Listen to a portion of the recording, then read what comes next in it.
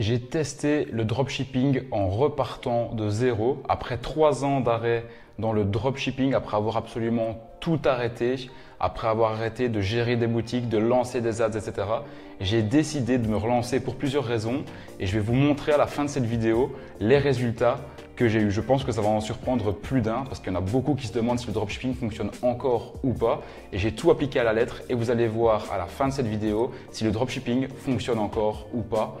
C'est parti.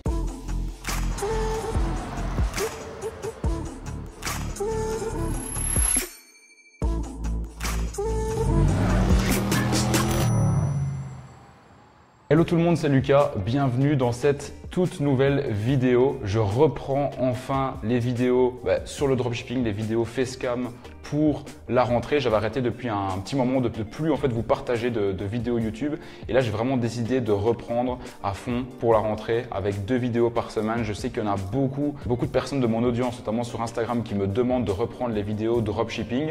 Franchement, j'allais pas les recommencer si justement j'avais totalement arrêté le drop. Pour moi, ça faisait aucun sens de parler d'une chose que je ne faisais plus. Mais maintenant justement que j'ai recommencé le dropshipping, franchement, je retrouve ma flamme du début à vous refaire des vidéos comme au tout début sur ma chaîne YouTube. Donc dans cette vidéo, aujourd'hui, je vais vous parler en fait de 5 points différents. La première chose qu'on va aborder ensemble, c'est ma phase d'arrêt et pourquoi j'avais arrêté le dropshipping. En 2, on va voir mon envie de reprendre. Donc pourquoi est-ce que j'ai eu l'envie de reprendre et quelle est la nouvelle opportunité dans le dropshipping. En 3, je vais vous expliquer ma stratégie. Donc, je vais vous expliquer avec Facebook Ads quelle est ma stratégie en fait. C'est quoi ma stratégie pour aller chercher un maximum de rentabilité en drop. En 4, je vais vous expliquer avec combien d'euros j'ai recommencé. Et en 5, je vais vous expliquer mon secret qui m'a permis justement d'avoir les résultats que je vais vous montrer en fin de vidéo. Donc point numéro 1, ma phase d'arrêt, pourquoi est-ce que j'ai arrêté le dropshipping? Il faut savoir que moi le dropshipping je l'ai commencé vers fin 2017, je l'ai vraiment saigné pendant plusieurs années et il y a 3 ans environ j'ai décidé de l'arrêter parce que franchement j'en avais marre et j'avais découvert d'autres business qui étaient tout autant profitables que le dropshipping et tout simplement moi je suis quelqu'un qui aime bien vite changer, partir sur d'autres business et pas tout le temps rester à faire la même chose et donc c'est pour ça que je suis parti sur d'autres business en fait ensuite que j'ai automatisé et mettre les mains dans le cambouis, revenir dans l'opérationnel, ça me plaisait plus trop et donc c'est pour ça que j'avais vraiment délaissé le dropshipping de côté parce que j'étais parti vers d'autres choses comme la crypto, l'immobilier, le consulting business vraiment qu'on pousse à fond avec l'équipe depuis maintenant 3 ans et qu'on continue à faire mais voilà, c'est un petit peu un manque d'envie surtout et c'est vrai que quand moi j'ai plus l'envie, quand mon cœur ne me dit plus de faire quelque chose, j'ai vraiment du mal à me forcer à le faire et je peux me forcer à le faire pendant une semaine ou 2 mais après j'arrête totalement en fait. Donc voilà la raison pour laquelle j'avais arrêté le dropshipping, bien que j'avais eu des gros résultats, mais c'était vraiment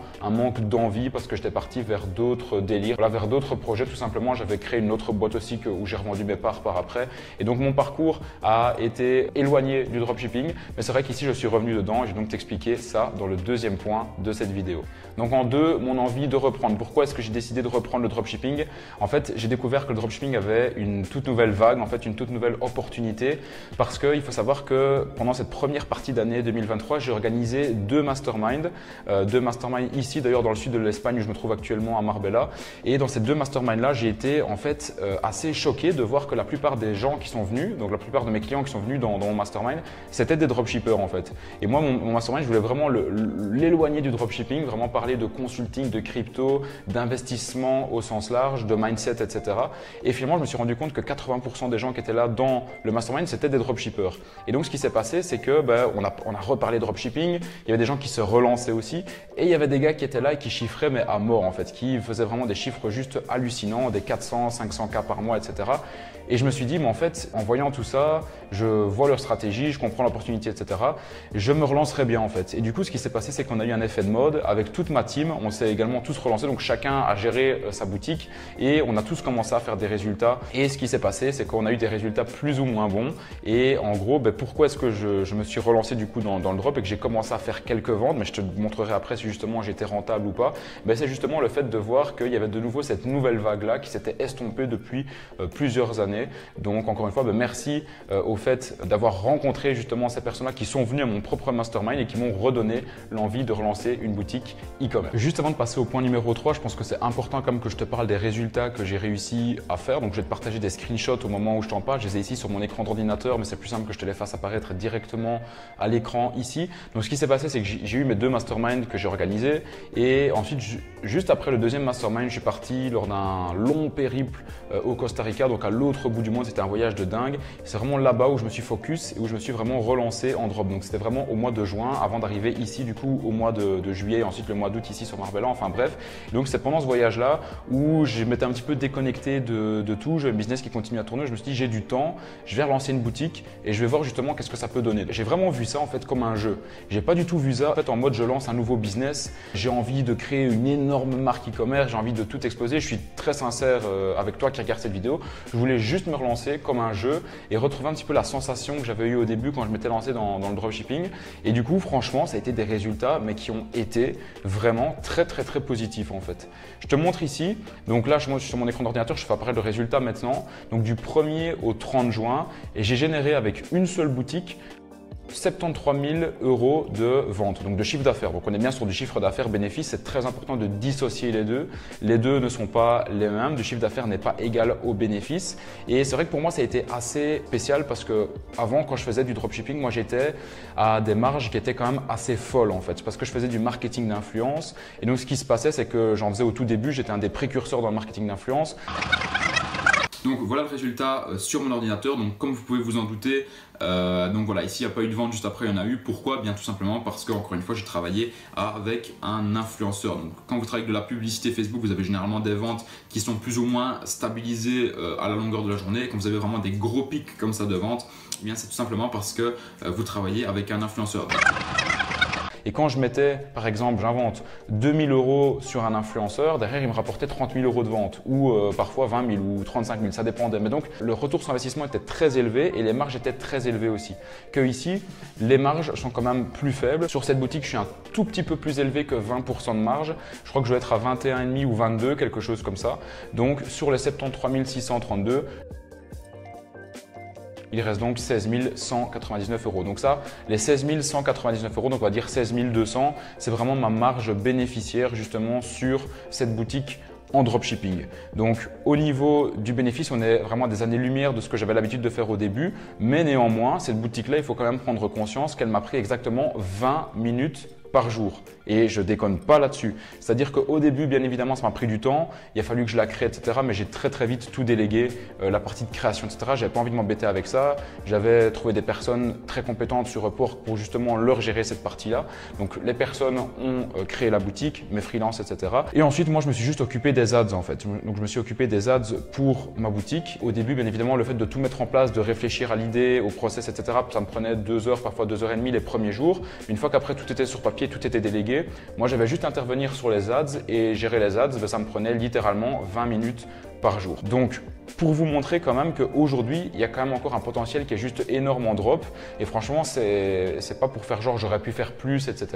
Mais si je me focus vraiment que sur le dropshipping à fond, à 100%, des boutiques comme ça, je peux les dupliquer, je peux en faire 10. Je peux prendre différents freelances en dessous de moi. Et au lieu de faire par exemple 73 000, je pourrais faire par exemple 730 000 € de chiffre d'affaires. Alors pas exactement, mais c'est pour vous montrer que quand vous avez un process qui fonctionne, qui marche, qui vous rapporte justement du bénéfice, il suffit ensuite après de le dupliquer, de mettre en place une équipe, d'automatiser les process avec des personnes en dessous de vous et vous pouvez aller chercher des chiffres qui sont juste hallucinants. Ici le mois de juin, ça a commencé directement très fort.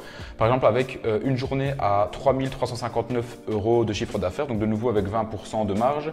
Ici une autre le 10 juin avec 3 888 € de vente. Le 20 juin ici par contre, ça je voulais vraiment vous le montrer encore une fois par souci de transparence, vraiment transparent avec vous. Ici 143 € en une journée, c'est tout simplement parce qu'en fait, eh bien, mon compte Facebook, mon compte publicitaire s'était fait bloquer et à ce moment-là, je n'étais pas encore du tout passé par un service d'agence en fait qui te fournit des comptes publicitaires avec un risque de blocage qui est très faible. J'étais vraiment passé par mon compte publicitaire perso. Donc comme quoi, il y a beaucoup de gens qui disent ouais, la publicité Facebook ça marche plus, on se fait bloquer, etc. Si vous faites les choses carrées, si vous faites les choses proprement, il n'y a pas de raison que vous vous fassiez bloquer en fait. Ça peut arriver, là c'était ce qui est arrivé.